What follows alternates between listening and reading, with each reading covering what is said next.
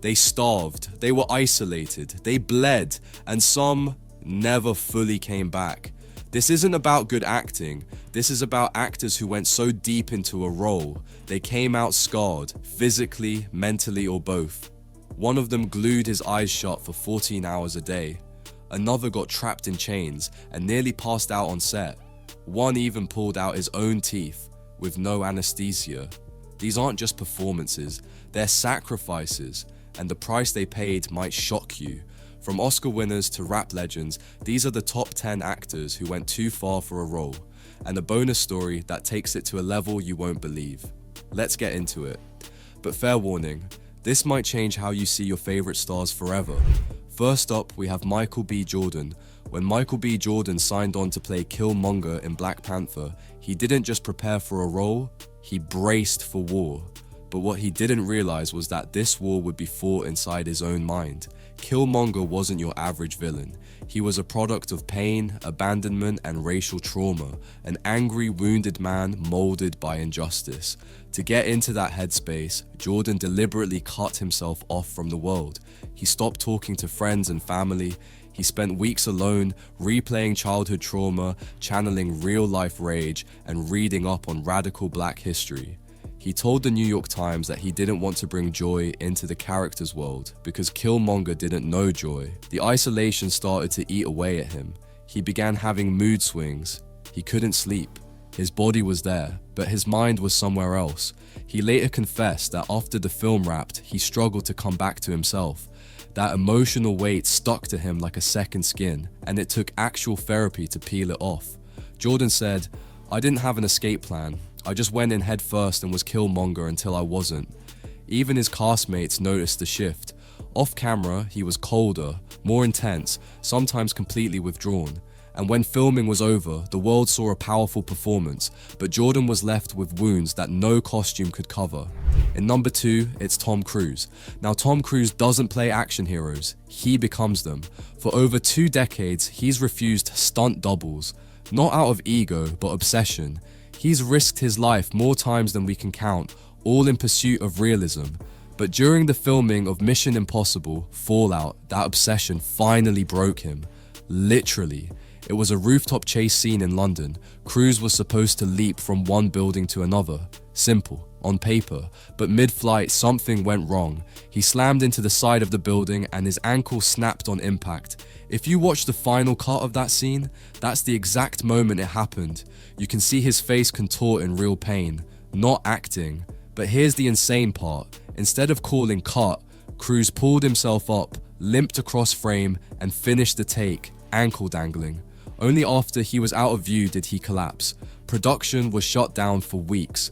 Doctors told him it would take months to recover, but Cruise returned ahead of schedule, and he wasn't done. In Mission Impossible: Ghost Protocol, he hung off the side of the Burj Khalifa, 130 floors up, in blistering Dubai heat. No green screen, no CGI, just Tom.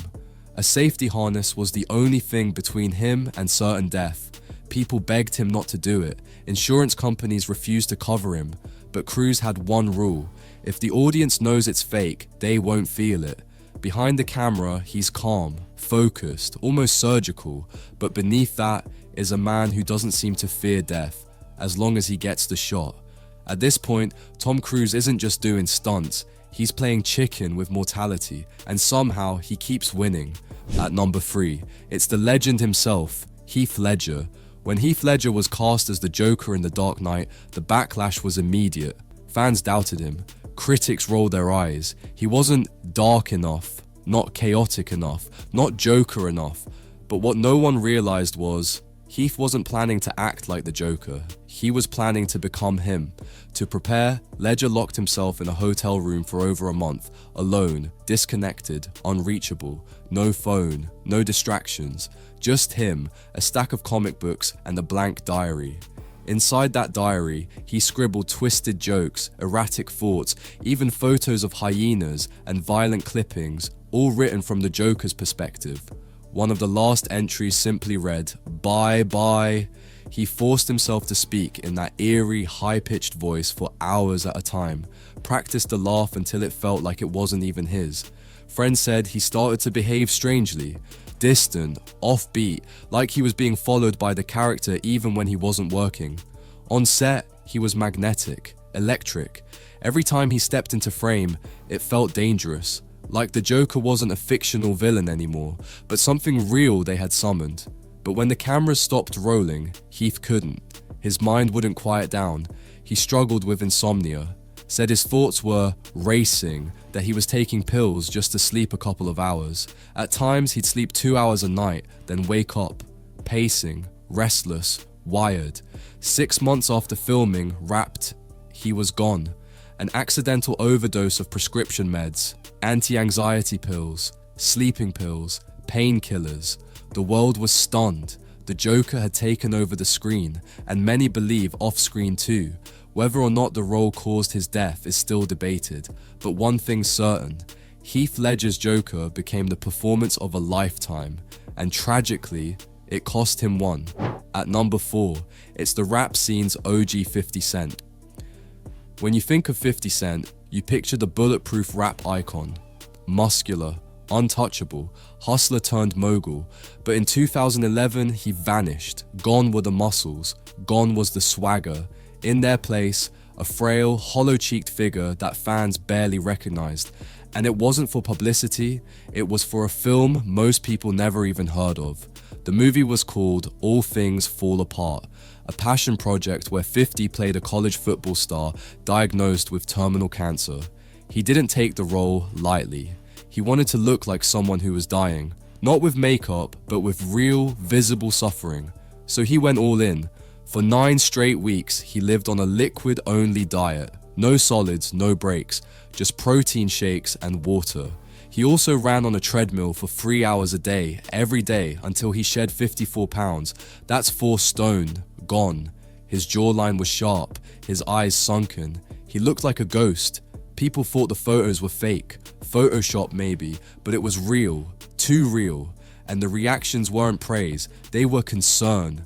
Friends begged him to stop. His management team was panicking, but he didn't listen. He said he was just getting started. Why go this far? Because the story was personal. 50's own best friend had died of cancer, and this was his tribute. The pain he carried wasn't fictional.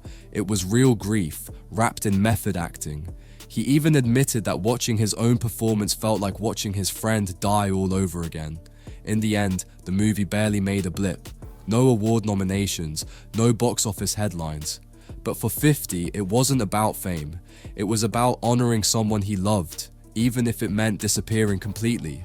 Next up at number 5, it's Jamie Foxx now. When Foxx was cast as Ray Charles in the biopic Ray, he knew the stakes were sky high.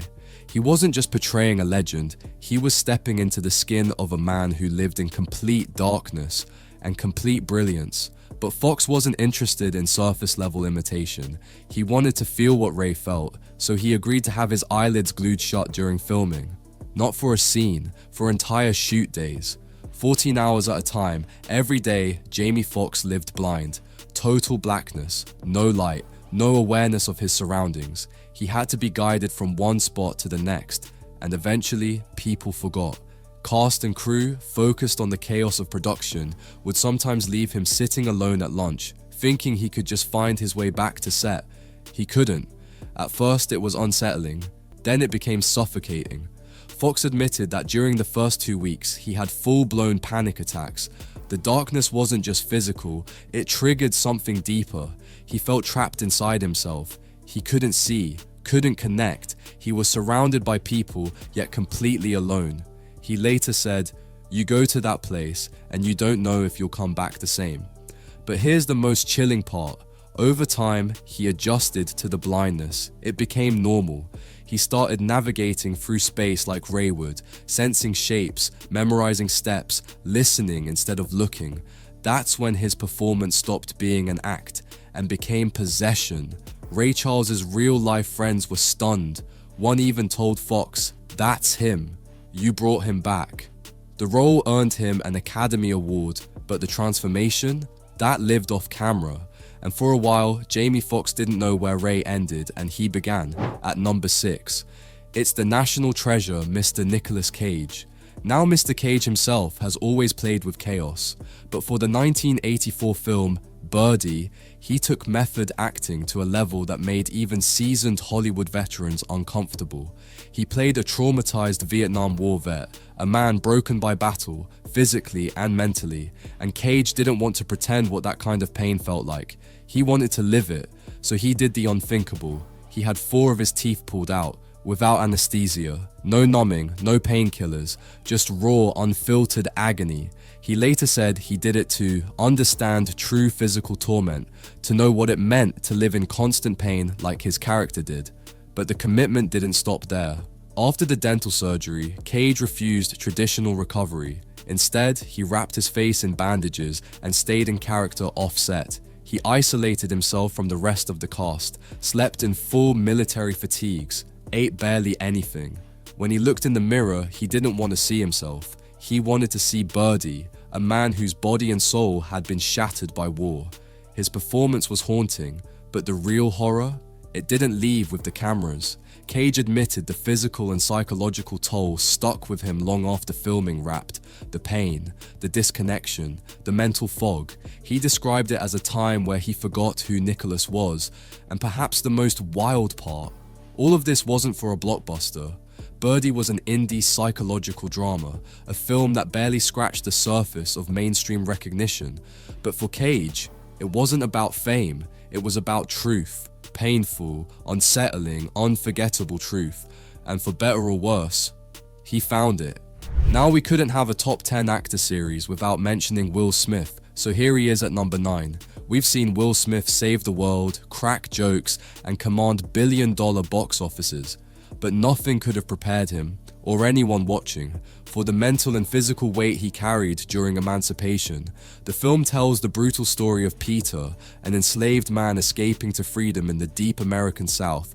But Will didn't want to just portray suffering, he wanted to feel it, and that decision nearly broke him. For one scene, Smith insisted on using real iron chains, the cold, heavy kind once strapped to real people. He didn't want props, he wanted history, degradation, pain. So they locked him in, tight, but then something went wrong. The key went missing. Suddenly this wasn't acting anymore.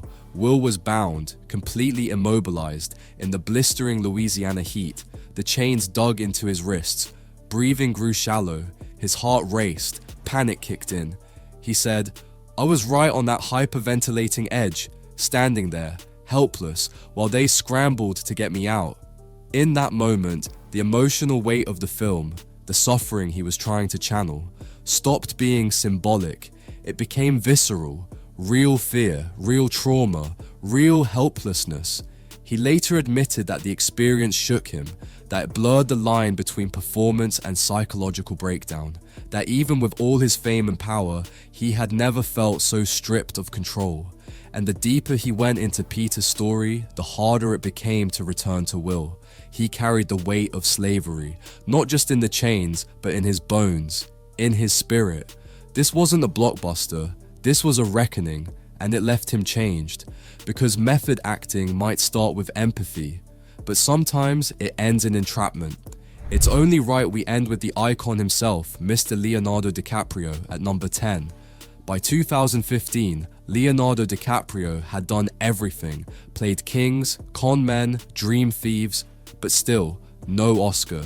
The industry admired him, audiences loved him, but recognition always slipped through his fingers. Then came The Revenant, a brutal survival film about Hugh Glass, a 19th century frontiersman left for dead in the frozen wilderness. And DiCaprio? He didn't just play Glass, he lived him. Let's be clear, this wasn't acting in a heated studio with green screens. This was real snow, real freezing rivers, and real danger. He filmed in sub-zero temperatures with no stunt double for most of it.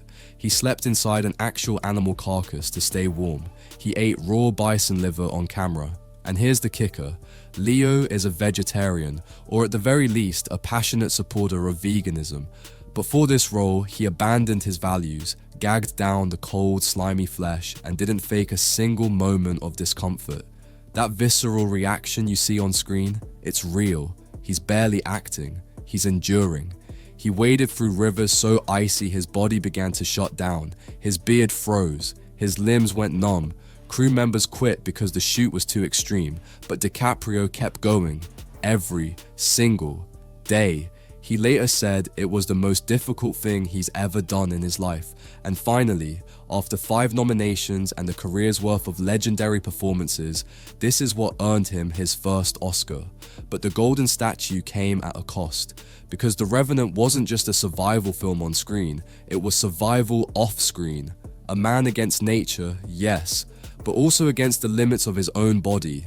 And when Leo crossed that line, he didn't just prove himself to Hollywood, he proved it to himself. Wait, before you go, I know this is a top 10, but this bonus actor had to be added in for what she went through. So our bonus actor is the one, the only, Halle Berry. Before the fame, before the Oscars, before she was a household name, Halle Berry made a choice most rising stars would never consider. In 1991, she took a supporting role in Jungle Fever, playing Vivian, a crack cocaine addict spiraling into desperation. It wasn't a glamorous role, it wasn't meant to be, and Berry wanted to honor that. But she didn't just change her look, she didn't rely on makeup or prosthetics. She decided to transform her entire presence, starting with something most actors avoid at all costs. She stopped showering for 2 full weeks. No deodorant, no perfume, no soaps, just sweat, grime, and the slow accumulation of discomfort. Berry said she wanted to smell like the role. She didn't want to look clean or polished. She wanted to feel uncomfortable in her own skin, the way her character did, and it worked. When she walked onto set, people noticed. The looks, the distance, the unease. It wasn't acting anymore. Her presence told the story before she even spoke a word. She later said it was one of the hardest things she ever did, not because of the dirt, but because of how isolating it felt. How quickly people withdraw from you when you stop smelling like you belong. But the sacrifice paid off. Spike Lee was blown away, casting directors took notice, and it became one of the roles that launched her into the spotlight, all because she was willing to give up comfort, cleanliness, dignity, all to tell the truth of a woman society had forgotten. No awards, no headlines, just pure unfiltered commitment. Sometimes the most powerful transformations aren't about violence or stunts or method madness. Sometimes it's just a woman choosing to be seen at her lowest so the world might feel something real. From broken bones to broken identities, from raw meat to raw emotion. These actors didn't just play their roles, they surrendered to them. They pushed past the limits of comfort, sanity, and even safety, all for a few minutes of truth on screen. But it leaves one haunting question. At what point does method acting stop being a craft and become a kind of self-destruction? Some walked away with Oscars, others with trauma. A few never walked away at all. So next time you watch a scene and think, that felt too real, so maybe it was. If you found this as wild, fascinating, or disturbing as we did, make sure to subscribe for more stories like this. We've got even more Hollywood truths, untold breakdowns, and behind the scenes chaos coming soon. Hit that like button if you learned something new, and tell us in the comments, which actor do you think went too far, and which one impressed you the most? This was Short Docs, and trust us, we're just getting started.